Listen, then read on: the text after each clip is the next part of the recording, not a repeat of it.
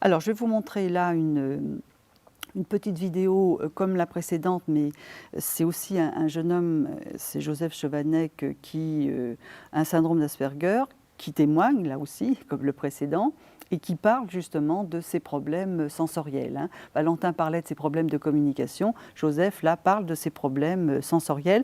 Alors là, il va plutôt parler de son problème d'hypersensorialité, notamment auditive, voilà. Et donc on va regarder cette vidéo ensemble et on en parle juste après. À 26 ans. Ce qui est simple pour nous est insupportable pour lui, à commencer par le métro. Il y a un bruit de fond qui est un peu difficile à supporter pour moi. Comme par exemple maintenant c'est un peu difficile, mais j'y arrive à le surmonter. Et pour tous les cas, j'ai toujours prévu des boules qui est que je transporte avec moi presque en permanence.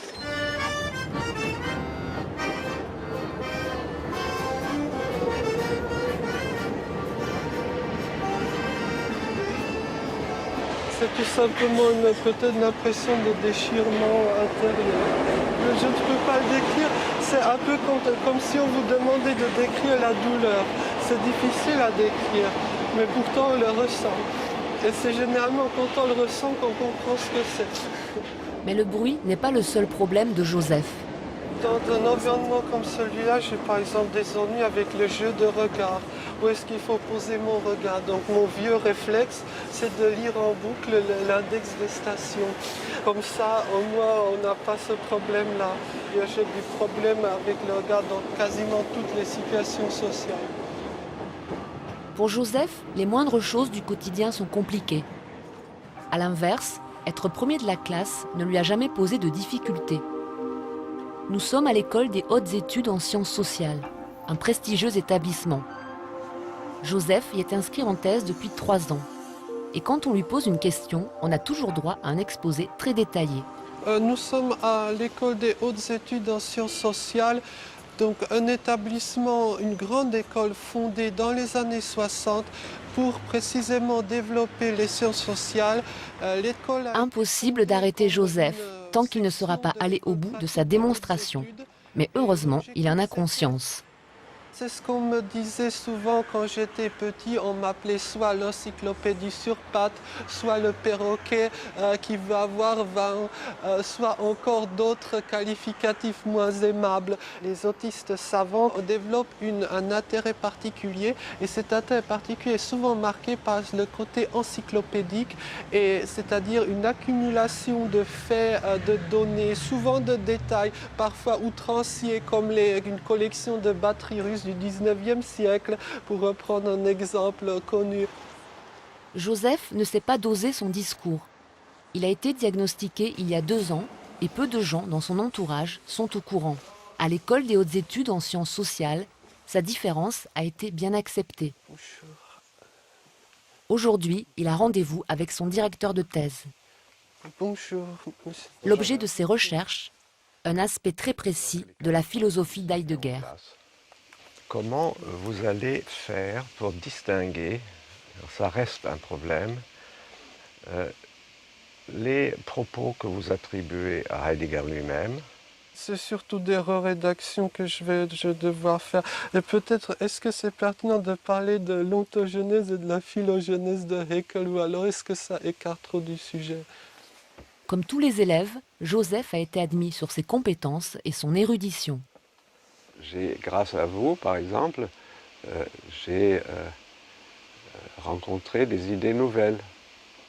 Ce qui, je ne sais pas du tout dans un rapport où moi, je serais celui qui sait tout et je vais lui dire ce qu'il doit faire. Mon rôle est plutôt un rôle de... je corrige quelque chose comme le débordement d'un trop-plein. Il a une force que les autres, très souvent, n'ont pas. Je suis sûr qu'il va sortir quelque chose qui dépassera ce que le tout venant propose. Oh, merci, mais bon, je suis un peu étonné, je ne sais que dire, mais bon, en tout cas, je vous remercie beaucoup.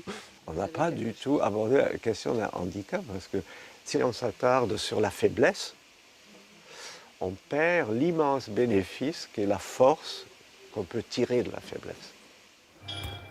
Alors Joseph, qu'on vient de voir, alors d'abord ce qui est décrit au début, c'est-à-dire ses problèmes sensoriels, effectivement quand il est dans le métro, on voit bien la souffrance là, qu'il peut éprouver, même malgré ses boules quiesces. Et ça, je pense que ce qu'il est en train d'exprimer là ne concerne pas seulement que ceux qui ont un syndrome d'Asperger, parce qu'effectivement, voilà, il a un profil bien particulier, mais concerne aussi d'autres personnes qui sont dans le bas du spectre autistique et qui ont ces problèmes, sauf qu'elles ne vont pas pouvoir forcément les exprimer. Et que lui, là, effectivement, essaie de nous faire comprendre sa souffrance. En même temps, voilà, il y a les problèmes de communication, puisqu'il explique bien aussi sa difficulté avec les regards. On est dans le métro, entouré de gens qu'on ne connaît pas, et néanmoins, on échange des regards, effectivement. C'est une situation sociale.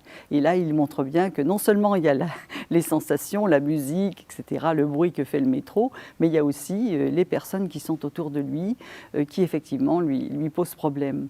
Donc ça, c'est intéressant d'avoir ces témoignages parce que voilà, ça nous fait comprendre un petit peu le fonctionnement de ces personnes, les situations particulières. Nous non plus, on peut ne pas aimer le métro, mais ça va pas occasionner chez nous quand même ce genre de réaction. Quelquefois, ça peut effectivement nous agacer ou nous fatiguer, mais pas occasionner ce type de souffrance. De même, voilà, croiser le regard des autres. Si on n'a pas envie de les regarder, on ne les regarde pas, mais on n'a pas cette gêne qu'il éprouve vraiment là d'être dans une situation sociale. Alors ensuite, ce dont il va parler, effectivement, le concerne plus lui et ceux qui sont dans le haut du spectre autistique, quand il dit que voilà, on le considère comme une encyclopédie sur pattes, etc. Ce qu'il faut comprendre, c'est qu'il a un syndrome d'Asperger qui a été découvert d'ailleurs tardivement, mais il est surdoué aussi, mais que toutes les personnes qui ont, ou les enfants, etc., adolescents qui ont un syndrome d'Asperger ne sont pas forcément surdoués. Parce qu'il y a des confusions qui sont fréquentes. Hein, parce qu'en plus, on dit haut du spectre autistique, autiste de haut niveau. Alors en plus, ce qui est compliqué, c'est que, au fond, les plus doués, c'est les Asperger. Et ceux dont on dit qu'ils ont un autisme de haut niveau, souvent, ils sont en dessous, les Asperger, dans le haut du spectre. Alors ça devient un petit peu compliqué. Et comme on dit haut niveau, on pense qu'ils sont tous surdoués. Non, je ne crois pas.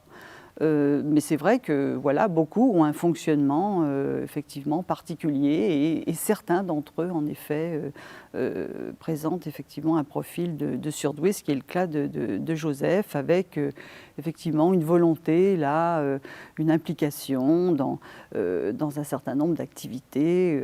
Voilà, il a fait une thèse en philosophie, il a fait aussi Sciences Po, etc.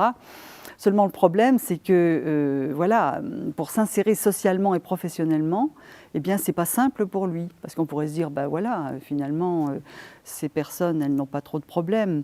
Ben si, parce que, toujours pareil, les codes sociaux, etc., sa façon d'être, sa difficulté à être en situation sociale, la façon aussi dont il se présente, sa voix très haut perchée, tout ça, ben, ça constitue autant de difficultés et d'obstacles à une insertion sociale et professionnelle. Et actuellement, il n'a pas le travail qu'il devrait avoir compte tenu de ses diplômes, de sa réussite dans les études, etc.